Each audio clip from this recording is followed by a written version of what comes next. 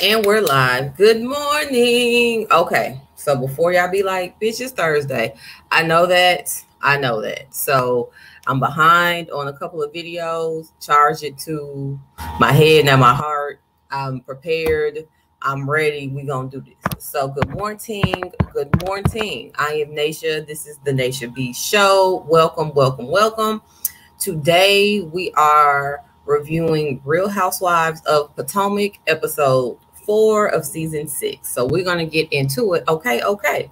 So we open up with Giselle and Robin's reasonably shady photo shoot. And I have not taken the time to listen to their podcast because honestly, I'm probably never going to listen to their podcast. So if y'all do, if you feel called to do so, you could just drop down in the comments and let me know how it goes. Again, I'm not really that interested because I don't really find them that interesting. So anywho, they're at their photo shoot and they're with Giselle's friend Cal, who I feel like we've met before. I think he like regularly styles her or does her hair or something. Like I feel like we've met him before. So they basically shade Mia and her new clit, as well as discussing Mia and Wendy going back and forth at Ashley's pamper party. And I'm just like, Giselle, you got a lot to say about something you left early from, but okay. And Cal says he hasn't seen the clit since the 90s, and that kind of took me out. And I was like, oh, okay, that's what's up. And so, of course, Robin and Giselle find a way to blame the Grand Dame for, why am I buffering like this? I'm moving slow. Are we back? Okay. So, they find a way to blame the Green Eye Bandits, find a way to blame Karen for why Mia shaded them in the text message. So basically, when Giselle and Karen were kicking it, not Giselle and Karen, Giselle and Robin were kicking it, Giselle decided that she was going to send Mia an invite to have drinks with she and Robin, but she made sure that she mentioned that this outing was going to be sans Karen. And so we'll get to that and Mia's response later. But anyway, so Ashley and Father Time, they go to lunch and he tells Ashley that he wants to invest into a production studio. And I'm like, oh, are we doing another Harvey Weinstein kind of thing? Because last time I checked, you like to grope people and shit with cameras. So I'm like, I don't know. Honestly, for me, it just seems like another distraction. So he don't have to be at home with you and them kids, but that ain't none of my business. And all this is allegedly and completely my opinion. So yeah. So anyway, Ashley doesn't really like the idea, and she voices that to Michael. And she's like, we want to make sure we have money for our children and our future and blah, blah, blah. And Michael's like, well, I would not have even presented this to you if I hadn't thought about all of that. So we'll see. Will you guys be watching movies produced by Michael Darby? Let me know. I probably won't. Moving on. So then Mia clears Giselle and Robin in the text message I mentioned earlier when she was invited to drinks without Karen. And she tells them that you basically don't tell a boss what to do. I ain't got shit to talk to y'all about. And if y'all want an appointment, holla at my assistant. Okay, girl, I was kind of taken aback because it's the same woman who you came to her defense the first day you met her, talking about she had a good heart and that, what else did you say? You said Giselle had a good heart and you wanted to exchange numbers with her. That's the reason why, she has your number to text you in the first place, because when y'all were at Wendy's nude interlude, you was walking around wanting everybody's number at the sleepover and shit. So I'm still categorizing you, Mia, as a motherfucking flip-flopper because I don't know what bag you be coming out of. And once we get to the party, whatever that, I can't even think of the theme she had. Pajama Jam, I think it was. Yeah, I think it's named the episode. Candace's Pajama Jam. When we get to that later, we'll get more into that of why I have continued to refer to Miss Mia as a flip-flopper. Okay, we're gonna press pause, put a pin in that. So then Karen and Raven have a mother-daughter FaceTime moment. And I was like, damn, I never realized how much Raven looked like Karen. Like, I see it. But, girls, the older we get, we start to look like our mom. So, I guess that's what's going on. So, Karen says that Raven is living in New York and she's working for corporate America. She had a little blazer on. I'm like, okay, girl, okay, little boss in the making and whatnot. And Karen tests Raven with telling her daddy that it's time to upgrade Miss Karen. And I'm like, well, good luck with that, Karen. And Karen also burns the fish, LOL. So then we're back with Miss Mia, and we're seeing her in boss mode. She's at the joint clinic running stuff, I guess. And Daddy G basically ends up chastising her yet again because she doesn't have a work-life balance, and her oldest son was expecting her to take him to practice, and now Daddy G has to do it. You can't be doing that. You got to find a balance. And honestly, because this is my opinion and my channel, I'm going to keep it real with y'all. I call bullshit. One, I'm tired of Daddy G, old ass, chastising this grown-ass woman like that's his other child. And second of all, when men do shit like that, when men are out here building businesses and working crazy hours and having to sacrifice for the greater good, they ain't taking no shit from nobody, period. Nobody. I'm building a business. I'm making money. I'm providing for the family. Everybody shut the fuck up. That's the man way. That's the masculine way. When a man is out here working, men live on business trips. Them niggas be on the other side of the country for most of the goddamn year. And mommy's still at home holding the shit down because daddy's providing for us. So I'm really not here for anybody trying to tell no woman who came from nothing, by the way. Let's not forget that Mia was in foster care. Let's not forget that Mia was a little kid on the floor waiting on her mommy to come pick her up. Mia don't have no time to be bullshitting around. Mia got businesses to build, children to take care of. That's where the fuck her mindset is. So if you ain't somebody who had a raggedy ass mama and or daddy, you wouldn't understand that shit. But as somebody that had both, I understand that shit. So Daddy G, go sit your old ass down somewhere and help this woman take care of these fucking kids. Your ass damn near 70 years old. You ain't got shit to do.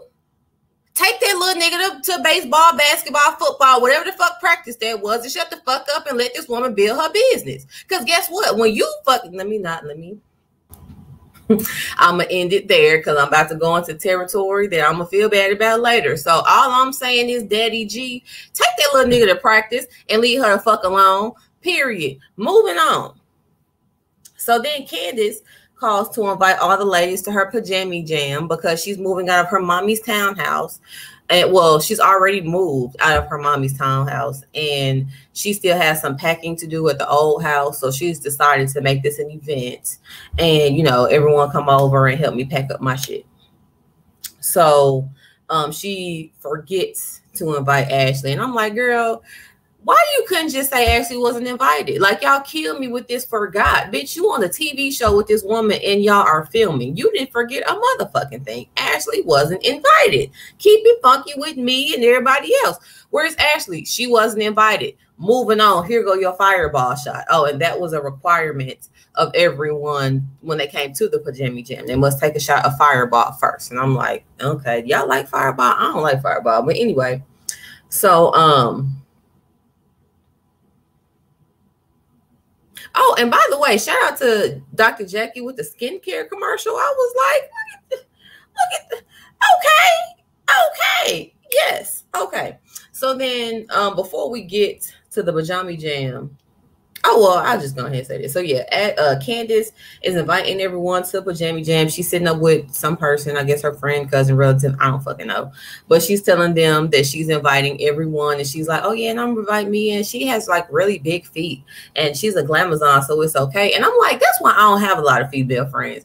Because why did you say that? Like, it's just certain things that just don't need to be said, whether me is a glamazon with big feet or not. Did you really have to say that? Like, that's why it's just like people irritate me sometimes because it's like people just always have to be some form of shady and hateful for no reason. Like, I just felt like that was so unnecessary. And how do you think Mia gonna feel when she see that? But y'all bitches be on TV like that, talk crazy, so y'all really don't care how she feels. So anyway, Karen and Mia, they have tea, and Mia's home in her penthouse, and they discuss the pamper party that Giselle left early from. And Mia mentions the text that she received from Giselle to Karen, and Karen's like, oh, So you are loyal to the Grand Dame. Okay, cool. You can stay in the palace. And so Mia was basically telling her, like, bitch, you don't tell me who I bring and what I do. I'm the motherfucking king. I'm the motherfucking head honcho in this bitch. You don't tell me who I come to tea with, bitch. So Grand Dame was like, well, shit, okay. And yet again, I feel like I missed something. Okay, so we're going to go back. So Robin decides that because she's been drinking wine at 8 a.m. and she's pretty much pandemic depressed, that she wants to get back to her workout regimen. Also because her baby daddy, ex-husband, fiance, never going to be husband again, told her that she needs to get the fuck up and work out. And any and everything Juan says go. So she has to get the fuck up and work out. So she enlists, not me, Ascala and Wendy to go work out with her. And I'm like, why the fuck you invite Wendy? She got a new body she paid for. She don't need to work out. They done chiseled her. So, I mean, why is she here? You know? And she shows up, does a couple of exercises. Ascala shows up looking like new money with this fucking Gucci cap on and fur coat. And I'm like, Ascala, I ain't gonna judge you because I don't know you and I don't like to judge people. But sweetheart, who works out in a fur coat and a Gucci hat? And I can live with the hat because it's a cap that you might just do that. But the fur coat to a workout, like, and my thing is, if you're going to wear the fur coat to a workout, you have to come out the car with it on. Like, I understand y'all up north in Potomac and the weather's probably bad, but I'm pretty sure if y'all were outside working out, the weather wasn't that fucking bad. The instructor had a damn fluffy jacket on and some little workout gear. And we all know once you start working out, you warm up anyway. So again, Ascala, we know you got some money. We done seen every Gucci and Chanel bag you done showed up with. We see the Gucci hat. We know you got some ducats, boo-boo. You don't got to show up to a workout in a fucking fur. Like, it was a little bit much, but ain't none of my business. Moving on. So we're now at Candace singing in the studio. She has a album coming eventually, and y'all let me know how that is, because again, I ain't really interested in too much hearing it. So again, it just looks so lopsided. What's going on? Am I lopsided? Okay, whatever. So anyway, yeah, so she's singing in the studio. Okay. So Grace is taking her driving test. Again, Grace is Giselle's oldest. And unfortunately, she doesn't pass again. And I'm like, one, are you studying? And two, Giselle, is she okay at test taking? Because like myself, a lot of us suffer from test anxiety and things like that. So, you know, before you drive her back up there on Tuesday, like you said you were, can you at least, and I'm not saying you're not, but can you at least like go over some things with her and just kind of work with her to try to pinpoint why she keep failing? Because it's probably a reason, and it could be test anxiety. And that's something that Black folks are new to. White folks been signing up for accommodations and stuff. So, you know, just kind of see. And also, if all else fails, I went to driver's ed, and I actually took my permit test in driver's ed, and all I had to do was take the, I guess, proof that I had taken it and passed to the DMV, and I got my permit. So you might want to enroll her in a class or something. I don't know, but we need to get little Grace on this road, because we want her to be an independent woman that can drive herself around, not like her daddy who get driven around. Because yeah. So anyway, but you go, Grace, keep trying, girl. You got this. And the twins took me out in the back trying not to laugh. I'm like, if that ain't sibling shit, I don't know what is. So anyway, so yeah, Candace is at the townhouse, and the ladies are arriving for the pajama jam, and they taking their fireball shots. And Robin comes in with an attitude with Karen because her big homie basically is beefed out with Karen. So that means that she's beefed out with Karen. And, you know, Karen's trying to make small talk and be pleasant, you know, asking her about her and Juan's wedding. And of course, Robin has to blame it on the pandemic, because what else she gonna blame it on? Because we all know it ain't never gonna happen for real. So how convenient that the pandemic hit the same time, basically, that this Negro proposed to you, and how convenient y'all can build a house, but y'all can't go to the justice of the peace. Like, but again, They ain't none of my business. Robin says that she doesn't want to sell herself short for her wedding, and she don't care what Karen does for her and Ray's renewing of the vows, because I don't care. And you don't have to, Robin. You don't have to, because honestly, we don't care about you and Juan anymore. I'm trying to figure out why the fuck y'all still on the show. But anyway, excuse me. So then Giselle shows up with her Versace on, and she announces that a hater's here, and that took me out, because I'm like, now it's one thing. It's funny because I think back to the first episode where Giselle was like, y'all know I can't stand Karen. So in my mind, now that I put those together, it's like, okay, so Giselle, you was out for blood this season with the Grand Dame. Like, your assignment was any and every time you and Karen in the same spot, finisher. Like that's like just boom, boom, finisher. Like just pow, finisher type shit. Because like every time.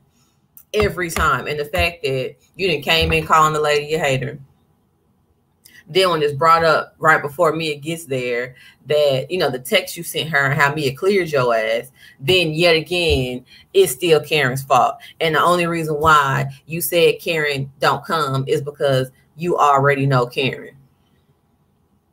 How convenient, Giselle. Like, did you practice that? Were you like, I know they're going to say something, so the story is like, did you and Robin have circle time before, you know, y'all had like a team meeting before y'all got to the party and was like, look, if anybody asks, we already know Karen. That's why she wasn't it. But like, is that what that was? Because that's all that's the vibe. That was all the feels that I got from that situation. But I wasn't there. I wasn't invited. I don't know. So anyway, Karen reads the psychedelic allegedly fake Versace. Now, I know it's Versace. I know it's, so don't be talking about it's Versace. I know it's Versace. Okay. Shout out to Uncle Elroy. It's Versace today. Okay. So Karen is like, you know, the psychedelic allegedly fake. Now, she ain't say allegedly, but I'm going to say allegedly. Fake Versace robe. It just showed up in. I was like, boy, and I wish I had written down the actual terminology. I did write down psychedelic and fake, and so I'm sure that's what she said. But like, I wish I had written the read down specifically, because it was funny. Like it was a special Grand Dame read only the Grand Dame could do. So then Wendy shows up with her new body, yada yada, and following that, a scholar shows up, and it makes me think of this tweet I saw. And somebody said that it was like this Daffy Duck gif, and Daffy Duck was like looking all sexy from the back and like kind of doing like a strip tease. And I'm like, why did they make a cartoon like that? But anyway, and they were like, that's how Wendy comes in every scene this season. And I was like, it is. Like, I feel like every time I see Wendy, I'm getting the strip tease for no reason. So anyway, then they have a mean girl meeting to decide if they're going to be nice to Mia. And I'm like, Candace, how the entire fuck do you invite somebody to your party and then ask the rest of the guests if y'all as a collective are going to be nice to one of your guests? You know what, Candace, how about you just go up? How about you go to your new house and you just don't be there? Because what kind of question is that? And I'm like, that's why I call this a mean girls meeting, because I don't understand how any positivity could have been squeezed into that conversation. Like, how do you open the floor with, are we going to be nice to her? Now, we all know how Candace is and her verbose language and everything. So she may have just worded it that way. But to me, it's like you and everybody else here come in with the shit for me. And I just don't like that, especially when, bitch, you invited her. That should be something you ask the mean girl crew before you send the invite. Like, so you gonna invite the bitch to your house and then be mean to her, like, child. So anyway, Mia shows up and she lets them know who Miss Mia is, and that you don't tell me who I bring and don't bring anywhere. And then a scholar jumps in, and I'm like, a scholar, who was talking to you? First of all, who invited you? Who knows you? You Robin's friend. Robin got friends outside of Giselle. Damn, we didn't know. But my thing is, you can just sit this one out, boo-boo. Go on, log out for me, a scholar. This ain't your battle. This ain't your fight. This ain't got not jack shit to do with you. Okay. But we understand that when you new on the show, you got to make waves and you got to be relevant some type of way. So I'm assuming that's what this is. Like, I'm assuming that, like, you're like, I'm new on the show and I'm about to make, I'm about to make waves and shit. And I'm about to let these hoes know who a scholar is type shit. And that may very well be what's going on. But, in the meantime, before you get a champagne glass or flower, whatever the hell y'all hold up in the intro, this ain't got nothing to do with you, boo boo. First of all, Mia just got here and you got here after her. So you have no perspective, no side, no nothing on this matter. If I was you, I'd just be sitting cute, having me a drink, eating me a meatball, chilling, minding my business. I don't know what the fuck you got going on because you was doing too much at the pamper party, talking about it was mentioned that Karen drinks too much. So a scholar.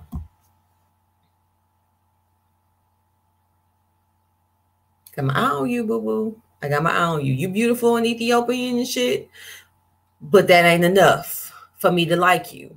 So I need you to just pipe down a little bit, know your role, mind your biz, not eat. That's what we gonna do with you, a scholar, okay? Okay. So then they're playing Prosecco Pong, and it's basically beer pong with Prosecco. And I just want to know, why do people play beer pong or Prosecco pong or anything with a nasty ass ball that everybody touching on and throwing around is getting on the floor, and then it goes into a cup, and whatever cup it goes into, you drink?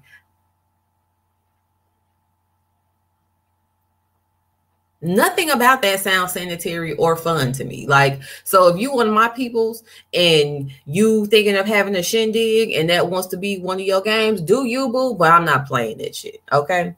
So then Never Have I Ever, the game commences, and Mia clarifies that her clit surgery was actually professionally referred to as vaginal rejuvenation. Yeah, vaginal rejuvenation. And I'm like, oh, I heard of that. Now, I don't know what they do exactly, but I've heard of that. So I'm assuming that maybe it's not as clit specific. I don't know. But basically everyone was like, oh, that's not your clit. That's not clit work or whatever. Hopefully I never have to have a clit or vagina rejuvenation or whatever. So I don't know, and I'm okay with that. And I hope I never have to know. So if y'all know, y'all could just let me know, I guess.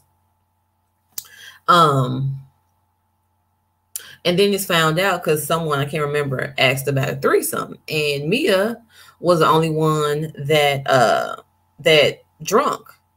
And she was saying that she had a threesome with her and Daddy G, but she just watched Daddy G ravish another woman. And I'm like,